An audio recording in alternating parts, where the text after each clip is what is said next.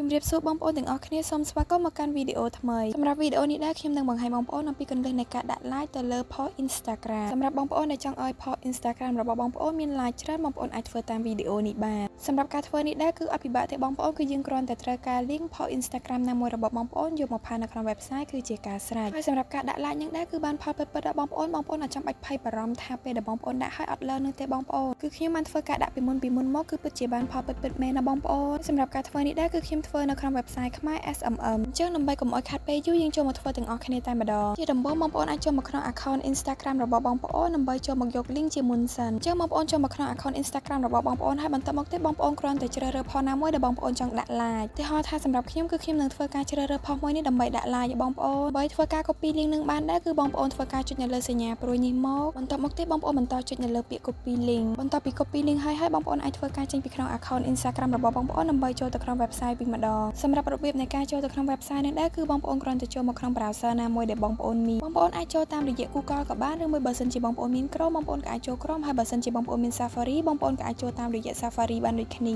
ឧទាហរណ៍ថាសម្រាប់ខ្ញុំជាក់ស្ដែងនៅក្នុងវីដេអូនេះដែរគឺខ្ញុំនឹងចូលតាមរយៈ Chrome មកបងប្អូនហើយបន្តមកទៀតបងប្អូនគ្រាន់តែ search ពាក្យថាខ្មែរ SMM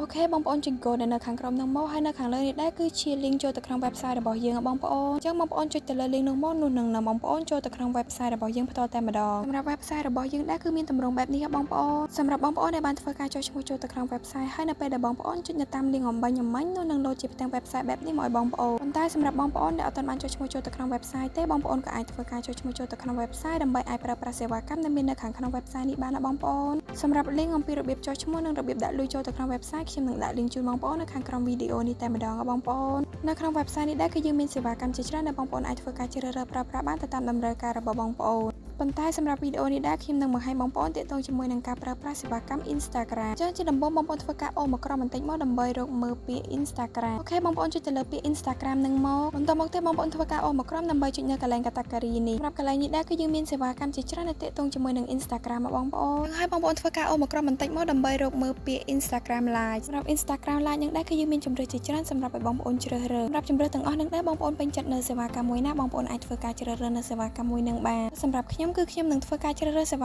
ាកម្ម Live ដែលនៅខាងលើគេនេះបងអស់បងប្អូនគឺ Instagram Live Refill បងប្អូនហើយចំណុចបន្តមកទៀតបងប្អូនមើលនៅកន្លែង service សម្រាប់កន្លែង service នឹងដែរគឺបងប្អូនធ្វើការជ្រើសរើសសេវាកម្មមកតង់ទីត្រង់កន្លែងនឹងដែរគឺយើងមានសេវាកម្មជាច្រើនសម្រាប់ឲ្យបងប្អូនជ្រើសរើសសម្រាប់សេវាកម្មទាំងអស់នឹងដែរគឺសុទ្ធតែមានតម្លៃធូរថ្លៃទាំងអស់បងប្អូនគឺអត់ដល់$1ទេនៅក្នុង1000 Live បងប្អូនដែលសំខាន់គឺសេវាកម្មទាំងអស់នឹងមានតម្លៃធូរថ្លៃហើយសម្រាប់ quality របស់សេវាកម្មនឹងក៏ល្អទៀតដែរបងប្អូនអញ្ចឹងសម្រាប់បងប្អូនពេញចិត្តនៅសេវាកម្មមួយណាឬក៏មួយណាដែលជាតម្រូវការរបស់បងប្អូនអាចធ្វើការជ្រើសរើសសេវាកម្មមួយនឹងបានសម្រាប់ខ្ញុំគឺខ្ញុំនឹងធ្វើការជ្រើសរើសសេវាកម្មដែលនៅខាងលើគេនេះបងប្អូនគឺសេវាកម្មដែលមាន ID code 84និង51 Instagram Live Instant 10k 20k ក្នុងមួយថ្ងៃនិង30ថ្ងៃ refill បងប្អូនសម្រាប់សេវាកម្មនេះដែរគឺបងប្អូនរងចាំរយៈពេល1ម៉ោងនិង2នាទីបន្ទាប់ពីបងប្អូនបានចុច submit ហើយនោះនឹងដឹងលទ្ធផលឲ្យបងប្អូនហើយបន្តមកទៀតបងប្អូនមកនៅកន្លែងប្រអប់ link សម្រាប់ប្រអប់ link នេះដែរគឺខ្ញុំនឹងធ្វើការផាស link ដែលខ្ញុំបាន copy ពីដើមវីដេអូមកបងប្អូនសម្រាប់បងប្អូនដែលអត់ទាន់បាន copy link ទេបងប្អូនក៏អាចចូលទៅក្នុង account Instagram របស់បងប្អូនហើយបន្តមកទៀតបងប្អូនគ្រាន់តែជ្រើសរើស post ណាមួយដែលបងប្អូនចង់ដាក់ like ហើយបន្តមកទៀតបងប្អូនគ្រាន់តែចុច copy link ហើយបងប្អូនយកមកផាសនៅក្នុង website នេះវិញបងប្អូនសម្រាប់របៀបនៃការផាស link នេះដែរគឺអត់ពិបាកទេបងប្អូនគឺយើងគ្រាន់តែសកត់ទៅលើប្រអប់ link នោះនឹងលោតអក្សរផាសមកឲ្យបងប្អូនអញ្ចឹងបងប្អូនចុចទៅលើអក្សរផាសហ្នឹងគឺបងប្អូនអាចផាស link នឹងបានហើយបន្ទាប់ពីផាស link ហើយបងប្អូនមើលបន្តនៅកន្លែង quantity សម្រាប់កន្លែងនេះដែរគឺបងប្អូនធ្វើការដាក់ចំនួន like ដែលបងប្អូនចង់បានសម្រាប់កន្លែងនេះដែរគឺបងប្អូនអាចដាក់បានចាប់ពី10 like រហូតដល់ 3M like បងប្អូនអញ្ចឹងនៅចន្លោះតួលេខហ្នឹងដែរបងប្អូនចង់ដាក់ប៉ុន្មានក៏បានដែរអាស្រ័យទៅលើតម្រូវការរបស់បងប្អូនផ្ទាល់ប៉ុន្តែបងប្អូនត្រូវចាំថាបងប្អូនអាចដាក់តិចបំផុតត្រឹម10ហើយនឹងច្រើនបំផុតត្រឹម 3M like បងប្អូនតែសម្រាប់ខ្ញុំធ្វើវីដេអូបង្ហាញបងប្អូនអញ្ចឹងខ្ញុំអត់ដាក់ច្រើនទេខ្ញុំដាក់ត្រឹមតែ